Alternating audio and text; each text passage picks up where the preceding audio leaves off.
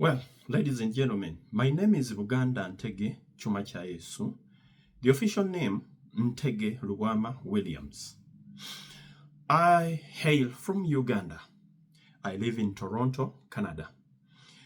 I here come to cry to these international organizations, international bodies, including the United Nations, ICC, Commonwealth, European Parliament, African Union, mention them. The key country I'm talking about today is Uganda. Where I hail from, where I come from, I'm a Muganda from Uganda, from Buganda Kingdom. Uganda, a growing threat to democracy and regional stability. The seed of dictatorship and repression is what I'm going to talk about. Uganda, once seen as a model of stability, has now become a symbol of entrenched dictatorship under General Yoweri Museveni and his son, the Chief of Defense Forces, General Muhoozi. For nearly 40 years, Museveni has ruled Uganda with fear, corruption, and military control. His regime has destroyed democratic institutions, has usurped power of all institutions, manipulated elections, silenced the opposition, and terrorizing journalists and activists. Thousands of Ugandans have been imprisoned, others are in exile, including me. Others are killed. He keeps on killing every day. There are several kidnaps within our country, Uganda, which are not seen in the media. The only seen are the few. These people are killed. We are exiled. Others are refugees in different countries. Mention them: US, UK, Australia, China, all over the world, Dubai.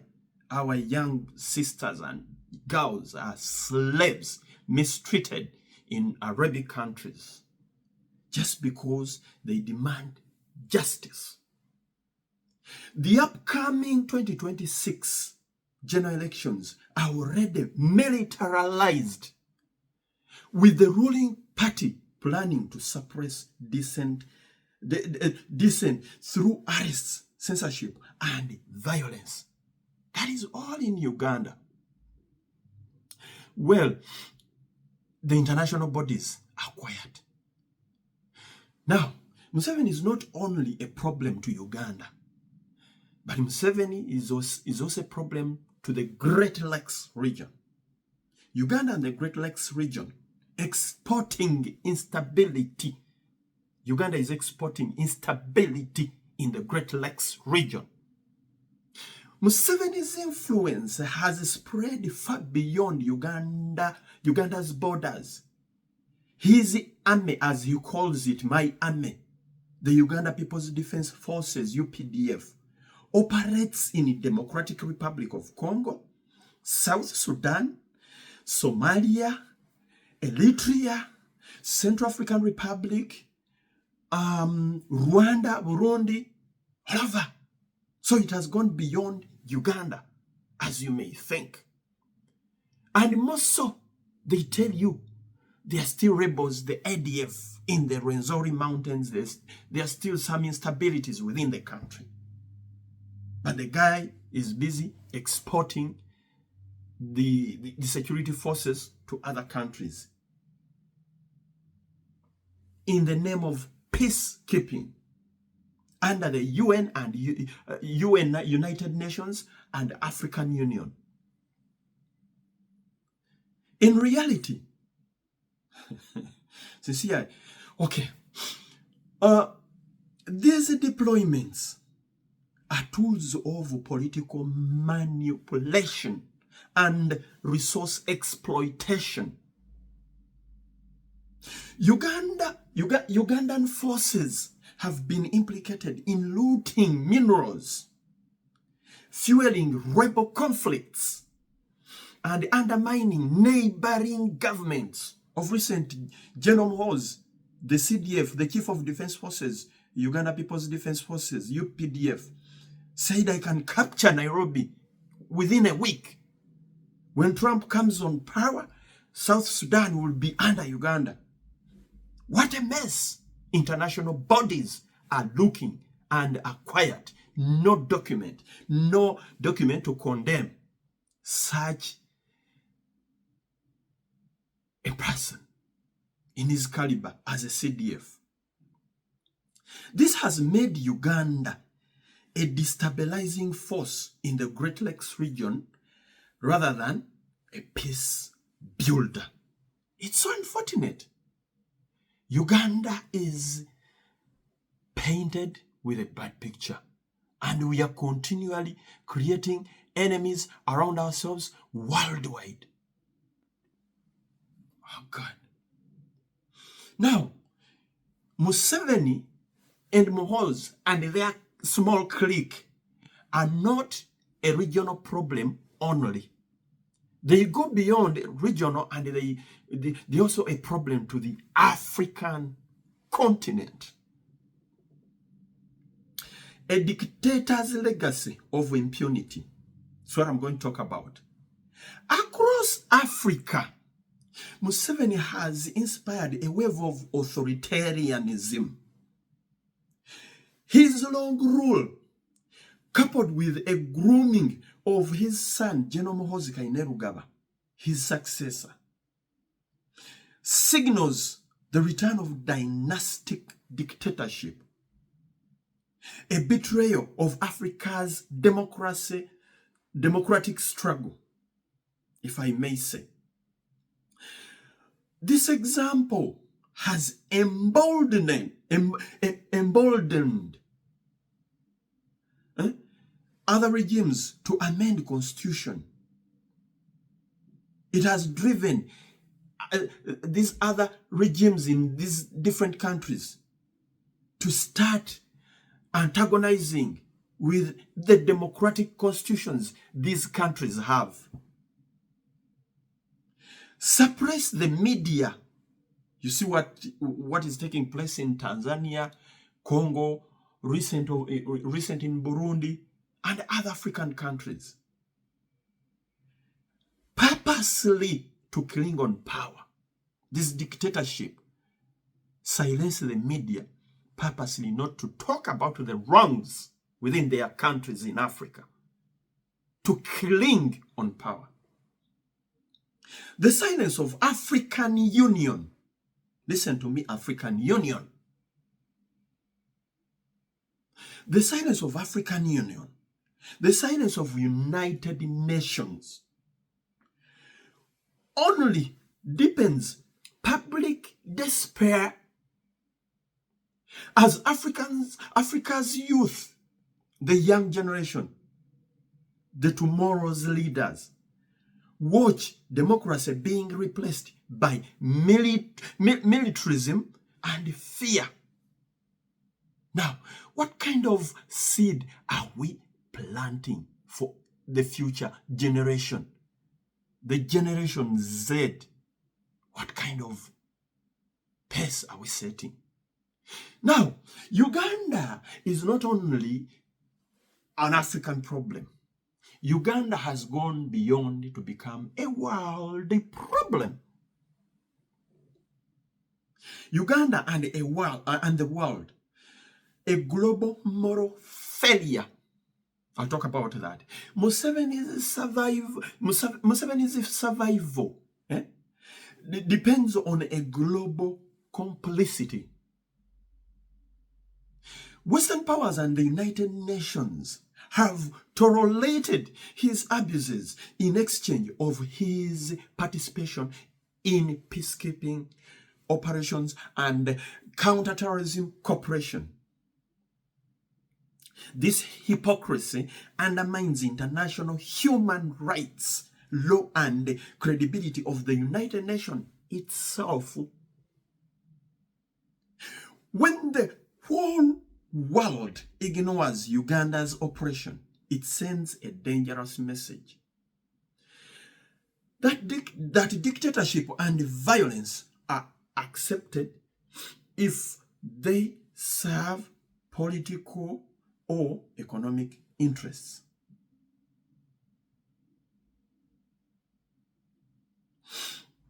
Now, what must we do as Africans, as the entire world? What is the solution?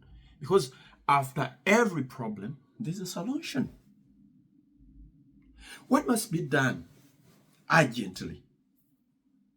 The international community, listen to this, the international community can no longer be or remain silent.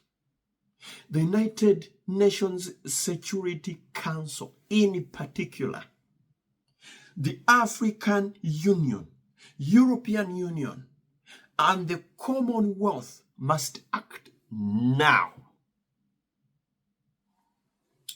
Impose targeted sanctions and travel bans on Museveni, his family, Muhoozi, members of the National Resistance Movement, members of Parliament of National Resistance Movement or government in Uganda, because through them, Museveni changes the constitution, Museveni passes all the bills to acts that oppress Ugandans, regional members, and the continental members, Africa at large.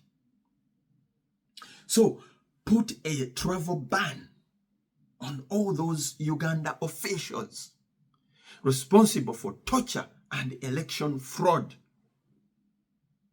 Suspend Uganda from all peacekeeping missions until human rights abuses end. Establish an independent African human rights task force or forces under the UN, United Nations, to monitor Uganda's situation and publicly report violations. Ensure independent election monitoring for Uganda's 2026 elections. 15th January 2026 general elections.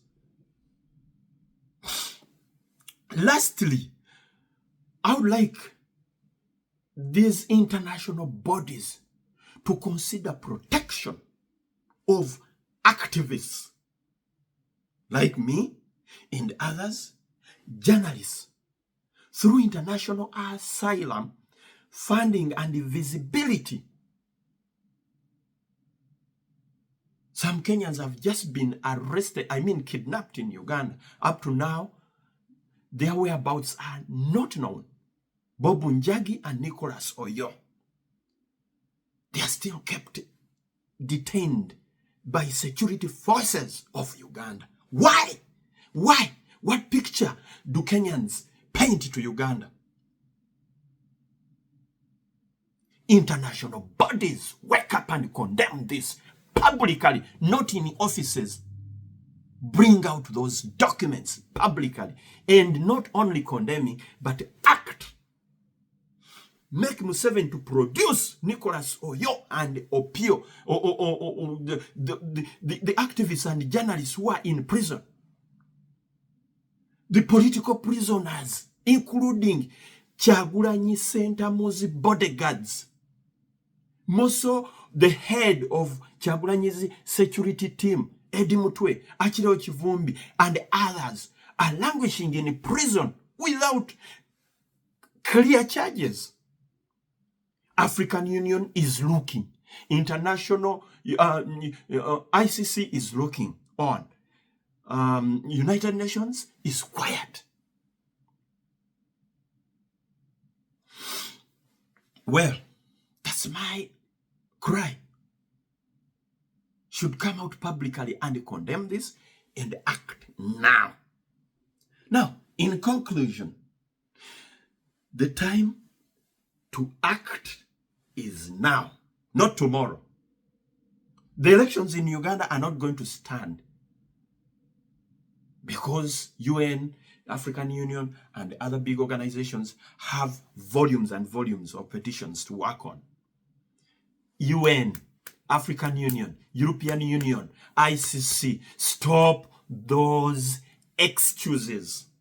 Though such excuses are playing injustice on innocent civilians, innocent Ugandans. Right now, General Muhoozi Kainerugaba, it's on record. Go all over social media. Him and his father are planning to assassinate His Excellency Kyagulanyi Ssentamu, AAK Bobby Wine. UN is listening. They monitor these social media, and they have the intelligence themselves, but they are quiet. UN, AU, European Union, ICC, they are all quiet. Time to act now. Uganda is no longer just a national issue. It's a regional and global warning. The world must not wait for another crisis like the 1994 Rwanda genocide, or what is taking place today in Sudan. UN, you should not wait what happened in Tanzania and Cameroon to happen to Uganda. That's why a Ugandan like me, I'm coming out boldly to shout to you to wake up and do something. Stop excuses of high volumes of petitions you're handling. The silence of these international community bodies today will be a shame of history tomorrow. Africa deserves justice, democracy, and peace. Not dictatorship protected by diplomacy. No. No. If you want minerals, come out publicly. Now I'm talking to the Western world, the economies of the Western world. Yes, Africa cannot live without you. And you cannot live without Africa. We all need each other to build this world. There are minerals you want from Uganda. There are minerals you want from Congo, Tanzania. You'll not find them elsewhere. But now, if people come to realize that these international bodies are not responding, are quiet, are silent, are deaf, are blind about the insurgencies in Africa, and if we redeem ourselves, do you think we are going to entertain you anymore? You need us, we need you. We don't need to be in exile. We need to have a peaceful continent.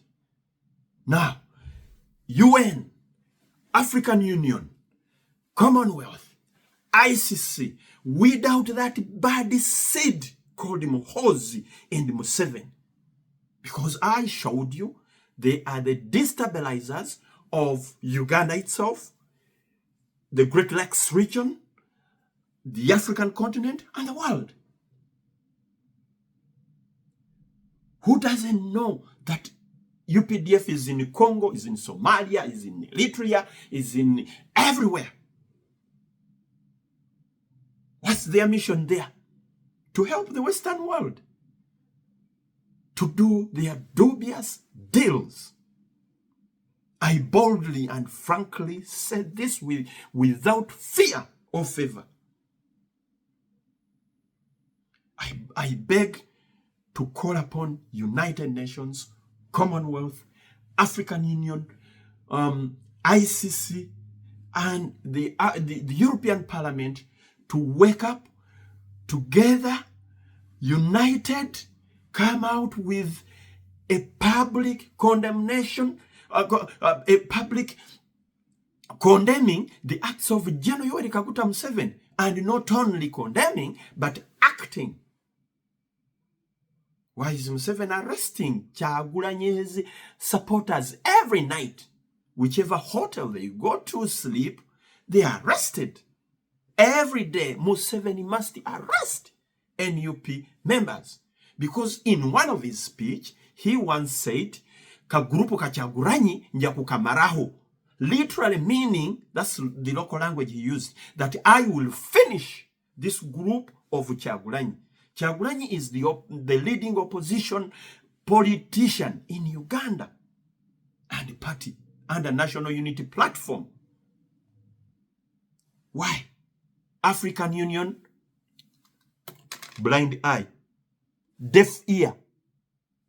The same applies to UN, Commonwealth, our former colonizers. I'm coming to your offices physically to cry out this. Whichever office I've mentioned, UN Security Council, I'm coming. ICC, I'm coming. And I've already sent these documents to you. Look into them, but my presence will be a reminder. I beg to submit. My name is Ntege Ruwama Williams, a Muganda from Uganda and an African, but a citizen of Toronto, a citizen of Canada. I beg to submit. Thank you so much.